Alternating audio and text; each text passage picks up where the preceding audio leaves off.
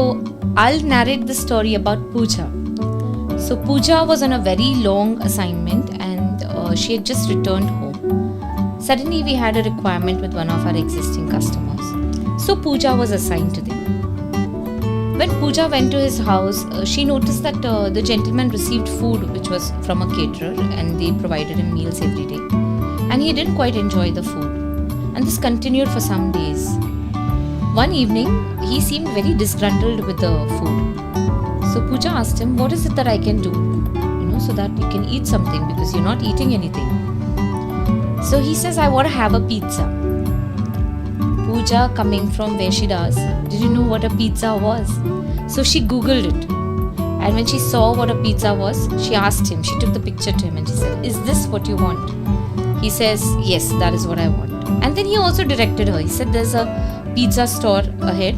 You can go and get it from there. So Pooja went. She barely had any money on her. And she bought the most inexpensive pizza on the menu because she didn't know anything better. She came with the pizza and she gave it to the man. He ate just one slice of it. But he was so overjoyed with that one slice and he tells her, I have eaten pizzas in all parts of the world, but this pizza is the tastiest of them all.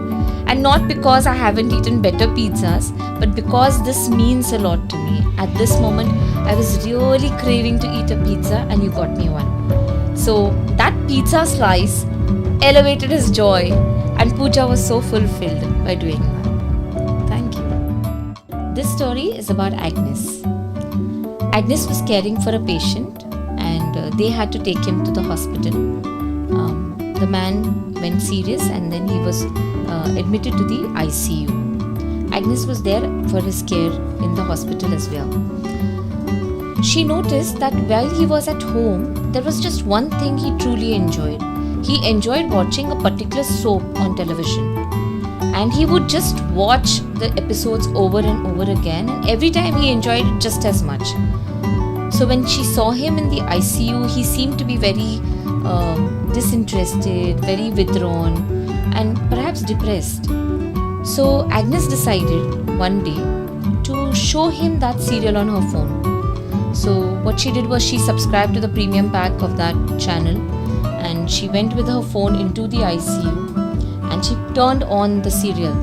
And the minute the gentleman saw that he could now sit and watch this serial in the ICU, he was so happy that he told her, okay, I'm going to watch this and then I will call you once I'm done. So since then, for the entire duration of his ICU stay, he was never bored because he got the opportunity to watch his favorite serial.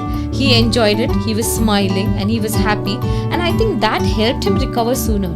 And he was home in no time and he continued to watch his television and he continued to remain happy. And Agnes made that difference to him. I think it's just about being sensitive to what is that one thing that we can do to make them happier.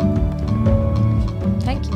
One day we received a call from a patient who had just landed in hospital. And since I did not have any of my regular staff available, I sent one of our senior staff, Kapil, to look after him. After 4 days in the hospital, the gentleman was brought home. And as soon as he was settled and everything was okay, his wife called out to Kapil and she said, Kapil, come here. And she said, the last 4 days you have looked after him so well.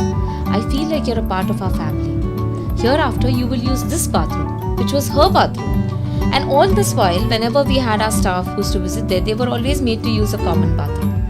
The very gesture of her allowing Kapil to use her personal washroom showed that she really wanted to embrace him as a part of her family. And Kapil continues to be a part of the family. He's doing well by God's grace and they're really so well connected even to this day. I think small things go a long way, whether it is coming from us or whether it is coming from our customers. Embracing my staff as the member of their family goes a long way and it's a true appreciation of the work that my people do. So I'm really grateful for these opportunities to contribute to people's lives. Thank you. This story is about my mother. So my mom is a generally very jovial person. Her routine is like she wakes up, has her breakfast, says her prayers. She generally does some things around the house and the rest of the time she's playing games on her tab. I am busy as it is, and we rarely have the opportunity to sit and talk for a long time. The last few days, I have not had anybody else at home, so mom's been on her own. And in order to look after her, I sent a girl from my team, Deepika, to stay with us. Deepika has been with us for the last 4 days. And for the last 4 days, I noticed my mother's happiness index has simply shot over the moon. The reason being that Deepika and she get along so well, and they keep chatting and they keep talking, and I have no idea what they're talking about, but they're so full of that jabbering around all the time. My mom is so happy and it fills my heart with joy. And that really made me realize that elderly people really need to start talking.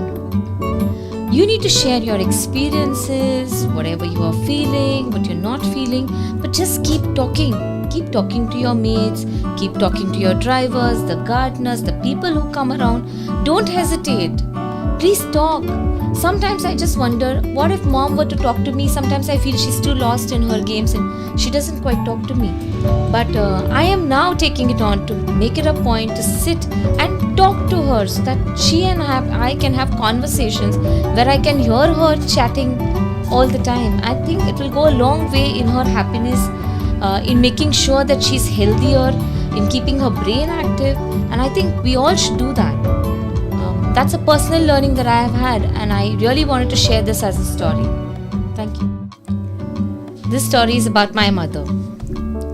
So my mom is a generally very jovial person. Her routine is like she wakes up, has her breakfast, says her prayers. She generally does some things around the house, and the rest of the time she's playing games on her tab. I am busy as it is, and we rarely have the opportunity to sit and talk for a long time. The last few days, I have not had anybody else at home, so mom's been on her own. And in order to look after her, I sent a girl from my team, Deepika, to stay with us. Deepika has been with us for the last 4 days. And for the last 4 days, I noticed my mother's happiness index has simply shot over the moon. The reason being that Deepika and she get along so well, and they keep chatting and they keep talking, and I have no idea what they're talking about, but they're so full of that jabbering around all the time. My mom is so happy and it fills my heart with joy. And that really made me realize that elderly people really need to start talking. You need to share your experiences, whatever you are feeling, what you're not feeling, but just keep talking. Keep talking to your mates, keep talking to your drivers, the gardeners, the people who come around. Don't hesitate. Please talk. Sometimes I just wonder, what if mom were to talk to me? Sometimes I feel she's too lost in her games and she doesn't quite talk to me. But I am now taking it on to make it a point to sit and talk to her so that she and I can have conversations where I can hear her chatting all the time. I think it will go a long way in her happiness, in making sure that she's healthier, in keeping her brain active, and I think we all should do that. That's a personal learning that I have had, and I really wanted to share this as a story. Thank you.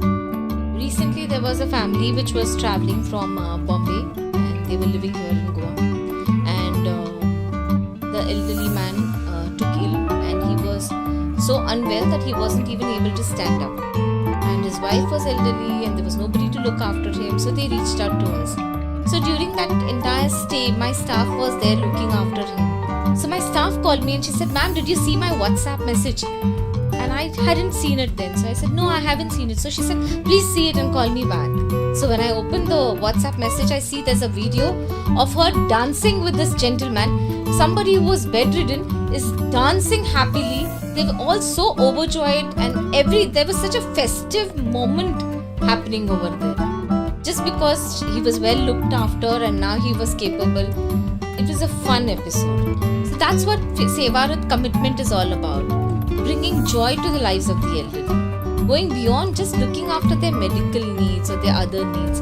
It is actually filling their lives with a wholesome experience of fun, joy, love, companionship, and have a great time all the time.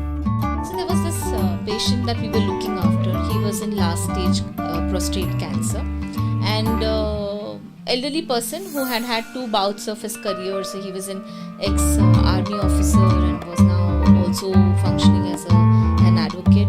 And he was last stage cancer. We were looking after him for barely 2 weeks, and he was hospitalized.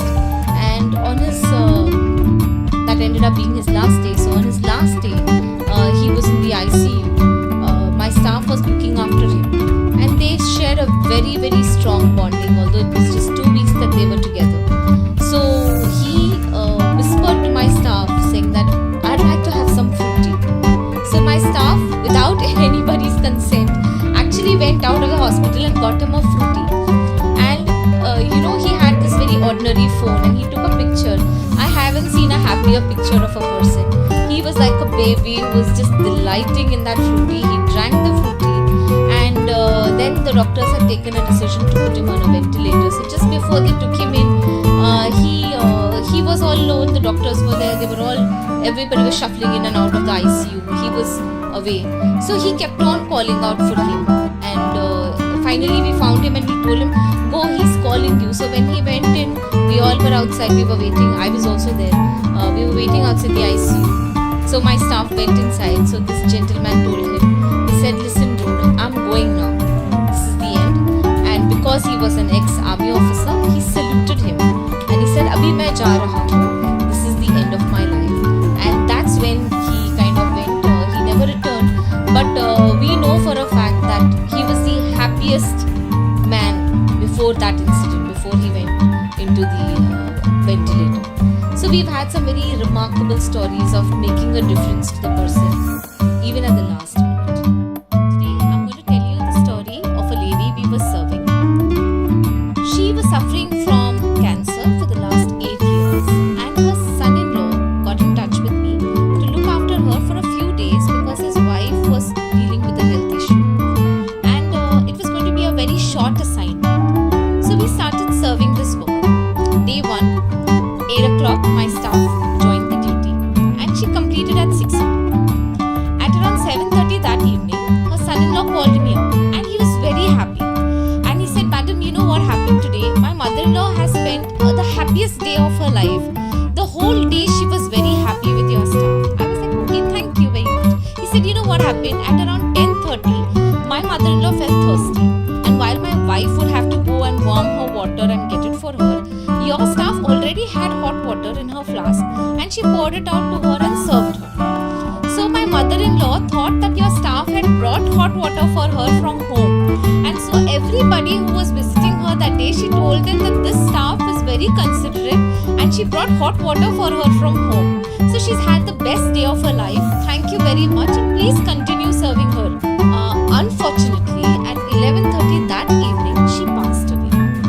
When her son-in-law met me thereafter, he told me that my mother-in-law died after spending the happiest day of her life. So we don't know the small gestures that we do sometimes inadvertently truly touch the lives of a senior citizen. And we are committed to make a difference in the lives of the elderly every single day.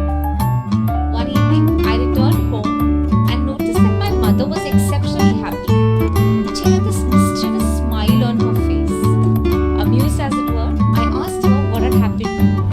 And then she excitedly told me that Bhavani, the caretaker who I had appointed to look after her during the day, had narrated to her how her cousins and her friends back home go to the river and take a plunge in the river on hot summer days, and how they enjoy it. This little incident took my mother decades back when she was a kid, and they, with her cousins and siblings, used to go to the river and plunge into the river, bathe there, have fun. Those days they didn't have these fancy malls and technology, but they made the most of spending time with nature. This story took my mother to a different world, and since then, Bhavani has remained my mother's favorite person. I see them joking, laughing, having fun all the time. I think what's important is that Bhavani has